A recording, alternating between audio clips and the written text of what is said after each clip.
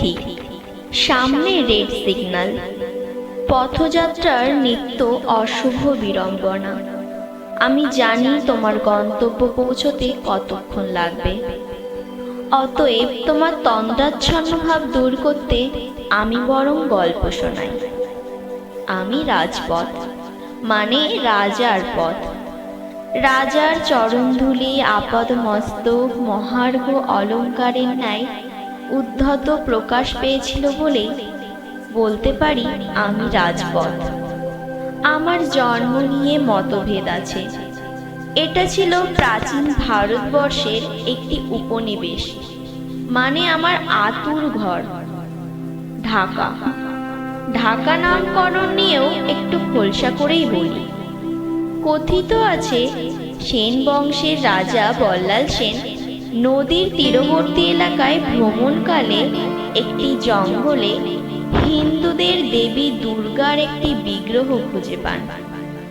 দেবীর সম্মানস্বরূপ একটি মন্দির স্থাপন করেন।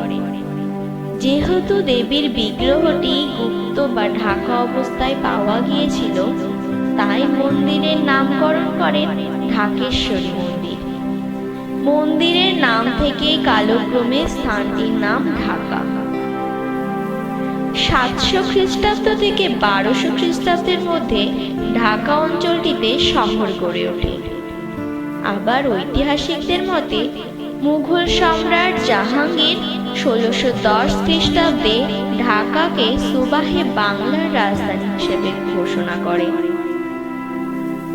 তখন সুবেদার ইসলাম খান আনন্দের বহিঃপ্রকাশ স্বরূপ শহরে ঢাক বাজানোর নির্দেশ দেন। সেই ঢাক থেকেই আজ ঢাকা। আমার শৈশব ছিল পুলক রোমাঞ্চকর। ভোরনাতেই বুড়িগঙ্গা থেকে স্নান ফেরত বধূর ভেজা শীতল চরণে আমার ঘুম ভেঙে যেত।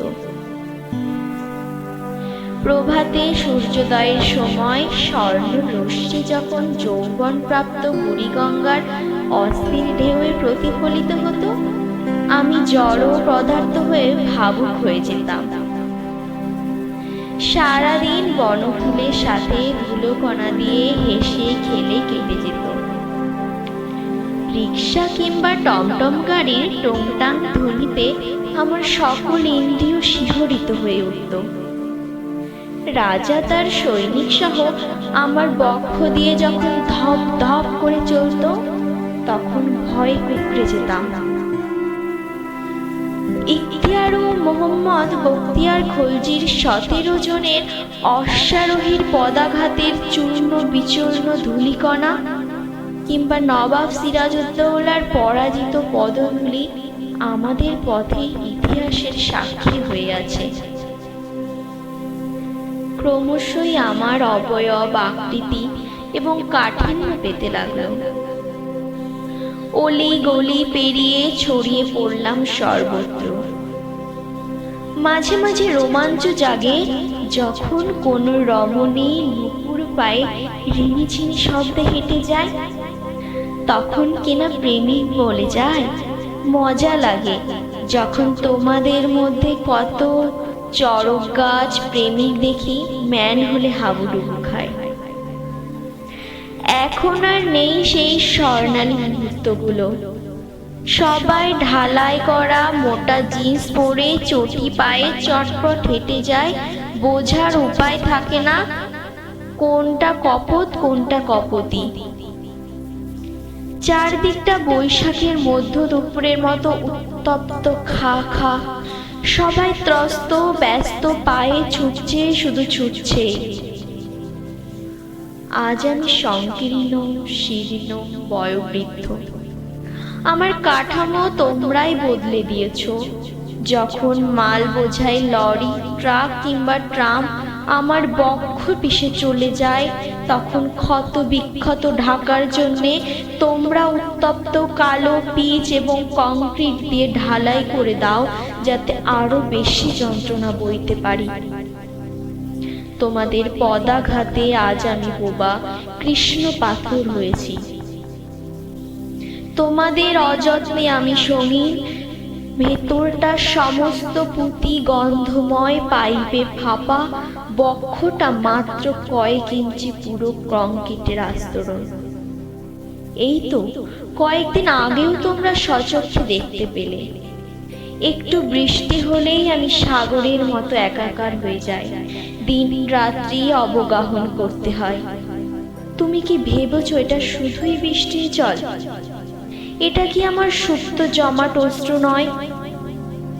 বলতে পারো আমি প্রচন্ড অভিমানী। আর তোমাদের মধ্যে যারা সর্বহারা, অর্থাৎ যাদের ভিতে তোমাদের অট্টালিকা এত উঁচু বিশ্বাস করো, তাদের আমার দু বাহুতে ঘুম পাড়ায়। সারা রাত খোলা আকাশে তারাদের গল্প বলি। মাঝে মাঝে হঠাৎ যখন রাতের স্তব্ধ ভেঙে আকাশ থেকে বৃষ্টির জল নামে করুণ ঘুমন্ত মুখগুলোর ওপর, তারা নিষ্ফল গুমড়ে ওঠে। ভেজা করুণ আর্তনাদের চোখ নিয়ে আবার ঘুমানোর জন্য আধারে চোখ বোঝে। এই ক্লান্ত অবসরটুকু সঞ্চয় করে তারা আরো একটি দিনের জন্য। সকালেই যে জাগতে হবে অগ্নিপিণ্ড সূর্যের সাথে। তারা প্রভাতে উঠেই সারা রাত লেপ্টে থাকা আমার চুম্বনের দাগগুলো ঝেড়ে ফেলেই ক্ষুধার্ত মলিন চোখগুলো কচিলে কাজে নেমে যায়। কিন্তু আমি তো জড় পদার্থ, নিশ্চল ঠাঁই দিতে পারি, আগলে রাখতে পারি না। তবু আমি পথ, তোমরা পথিক। তোমার আমার সম্বন্ধ মহাকালের। তোমরা নশ্বর, আমি অবিনশ্বর। তোমরা আসা যাওয়া করো কাল থেকে মহাকালে, আমি স্থির। তোমাদের মধ্যে থেকে কত শত নন্দিত নিন্দিত দুর্ধর্ষ অমর শক্তির শেষ পদধূলি আমার কাছে লুটোপুটি খায়। কিছু ধুলোকণা আগলে রাখি পৃথিবীতে, নতুন কোনো পথিকের অভ্যর্থনায়। কাঠামো কিংবা অবয়ব হয়তো পাল্টে যাবে, কিন্তু আমার ধর্ম এক, পথিকের পথ হওয়া। ইদানিং আমার বড্ড হাসি পায় তোমাদের মিছামিছি সত্তার অভিনয় দেখে।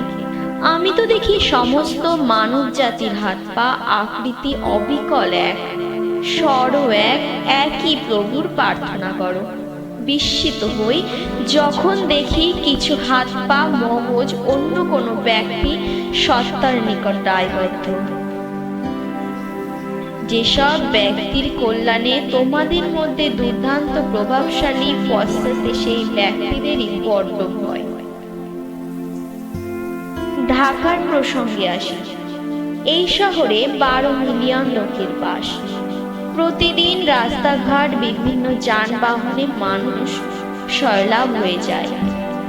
তোমাদের মধ্যে কথিত কোনো ভিআইপি বাবু যদি রাস্তায় বের হন, তবে তো কথাই নেই, রাজপথ ধুধু খালি করে দেওয়া হয়। সাধারণ যাত্রী এমনকি অ্যাম্বুলেন্স ঘন্টার পর ঘন্টা আটকে রেখে রোগী যন্ত্রণায় কাতরায়।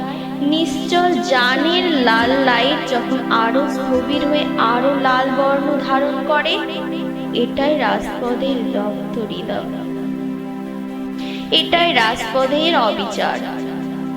তবে হ্যাঁ, অধিষ্ঠিত কোনো সিংহাসনের বড্ড ভয় রাজপথে তোমাদের সম্মিলিত পদধ্বনি। এটা নির্মম সত্য। আমার প্রতিটি ধূলিকণা তা জানে। আমি রাজপথ।